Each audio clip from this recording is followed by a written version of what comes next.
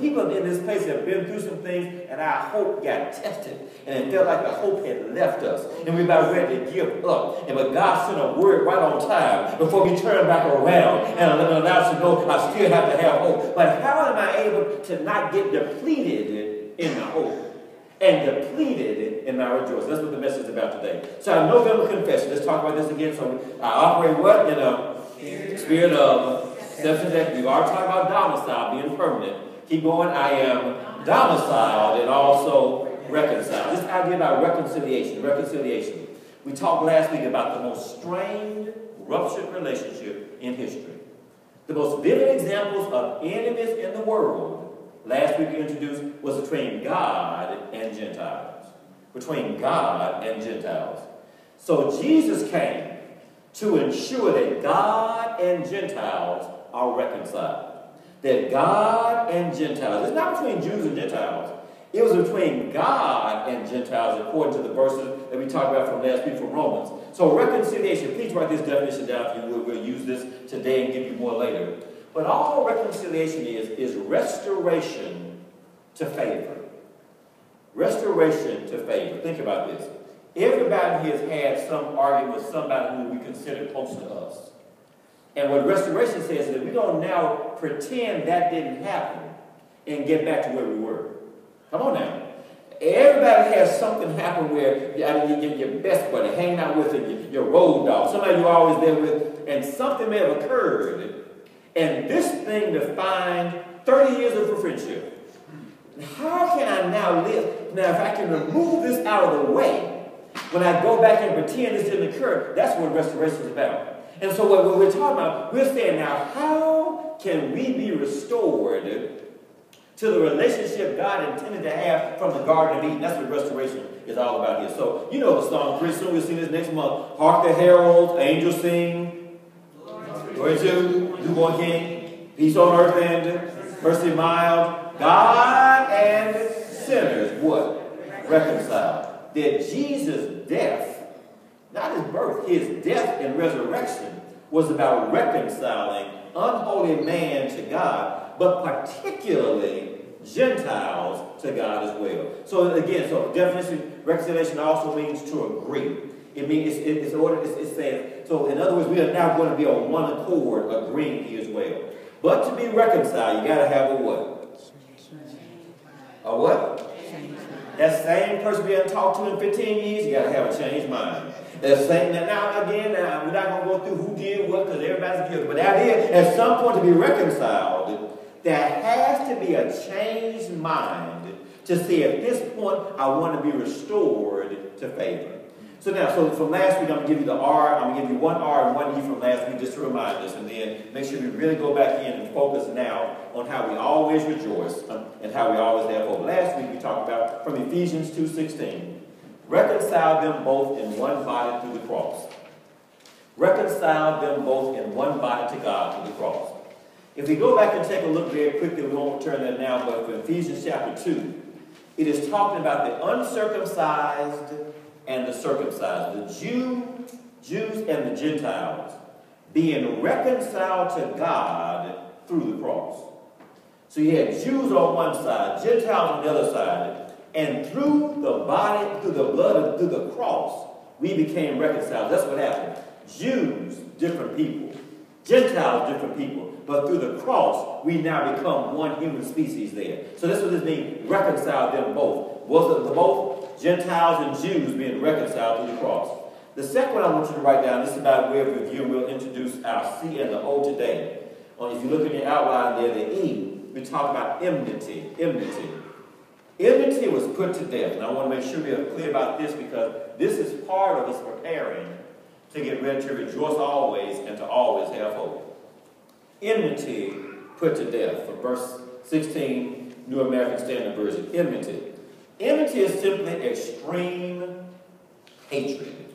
Extreme hatred. It's the kind of hatred that will allow somebody to go back out and take somebody out and not feel guilty about it. Extreme hatred. Now, what is enmity? Now look if you would right here, verse 15. It says, enmity was the law of commandments contained in the ordinances. Basically, enmity, 10 commandments, all 613 laws, enmity. That enmity was put to death. Now, after you write this down, I want to give you the visual here that we didn't get to as much last week as possible. So enmity was done what? Enmity between God and humans, put to death. And then to this point, and enmity is again what? The law of commandments. What's that again? The 10 commandments. There was how many laws in the Old Testament? 613. If you broke one, how many did you break? All of them. So you can think about this now. You can have somebody who kept 600 of them, messed up on 12. They got the same punishment as somebody who broke all of them. Think about it now. You spend all day long trying to keep 600 laws. I got to do this, got to do this. And this person over here got to break all of them. And you still got the same punishment. And it says right here, the laws were put to death. Now, this is what we're talking about here now. So think about this. So this was Gentiles here. So the laws, the laws that the Gentiles tried to follow, and that were never given to the Jews tried to follow, that were never given to the Gentiles, is what kept them separated. That's what it's saying. It said that right here, what does it say? The law, you see that little box right there? The law of commandments is contained in the ordinances. So all of the commandments that were given, Jews over here, Jews thought they could keep them. Could they keep them? No. Gentiles were never given the laws. They're like, I know they're going to keep them. So the Jews thought, at this point, I can please God by keeping this law. I can please God, and could they keep it? So they kept trying to keep it and kept trying to keep it. So then because they could not keep it, he had to kill animals and try to be a substitute and sacrifice.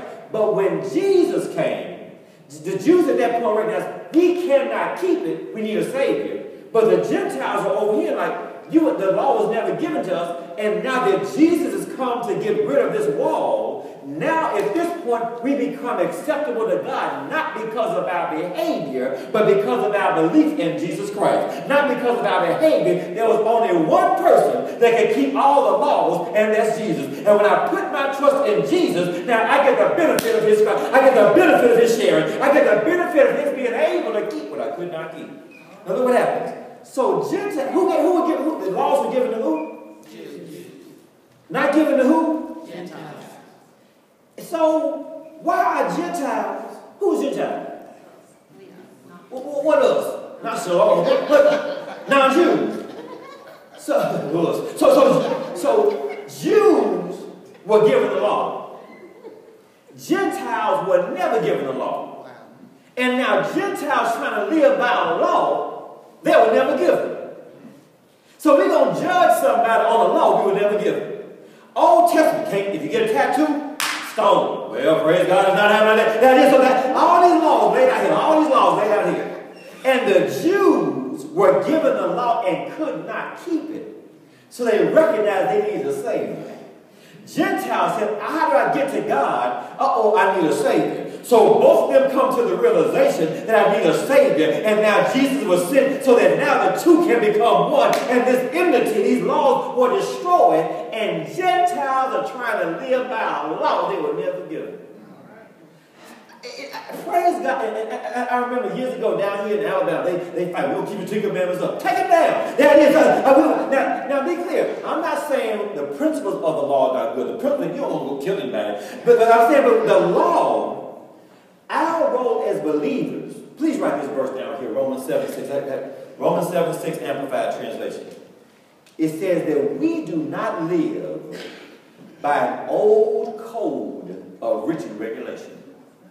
We don't live now by an old code of written regulation, 10 commandments, all law. We live by the newness of life, by the prompting of the Holy Spirit. So as believers now, I'm trying to be sensitive to the promptings of the Holy Spirit. And when I have a prompting, I know the word to see if this is really from God. This is what I'm saying now. The way believers are called to live now is not trying to remember 613 laws. You know we're not keeping them anyway. So the idea was, as a result of this, I'm trying to be sensitive enough that when God speaks and says, bless somebody, and God speaks and says, go somewhere, and when God speaks and directs me here, that I can move all this stuff out the way and be sensitive to the promptings of the Holy Spirit. I don't know if the promptings are there if I don't know the word, because the promptings will always line up with the word. You know what I'm saying? So over here, Jews were trying to please God just by keeping all 613 laws that they could not keep. Gentiles over here were never even considered part of the family. Jesus came, and so it says, now we don't try to go back and have these laws imposed upon us. Our role is to always be open and always be clear. How is God leading me? How is God directing me? How is God prompting me? And the reason we study the Word is to see if the hunch we have, if the leading we have, if the prompting we have, if it lines up with the Word, then that point is from the Lord. So let me put it another way. Have you ever had something you would have called a hunch?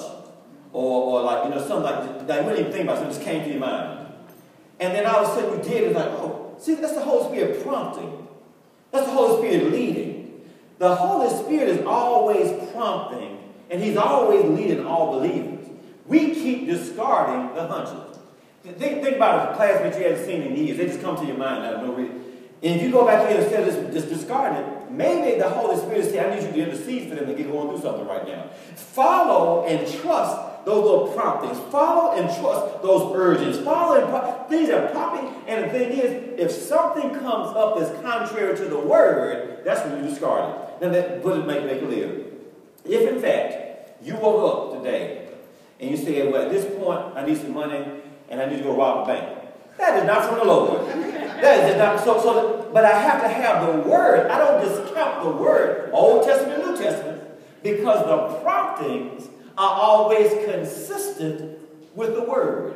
If I get a thought, if I get an urge, if I get a prompting that's inconsistent with the Word, I have to let it go. But if I don't know the Word, then anything that comes to my mind goes for it. We used to have broken out in our church before that said something else. The Spirit told me this. The Spirit just told me everything. No, if somebody had to be clear that this is from God and I study the Word so that when I get this hunch and when I get this urge, when I get this prompting, I can see if it's from God. So the whole idea right here now, so again, let's be clear. This middle wall was torn down. There was this wall that separated. The enmity was put to death.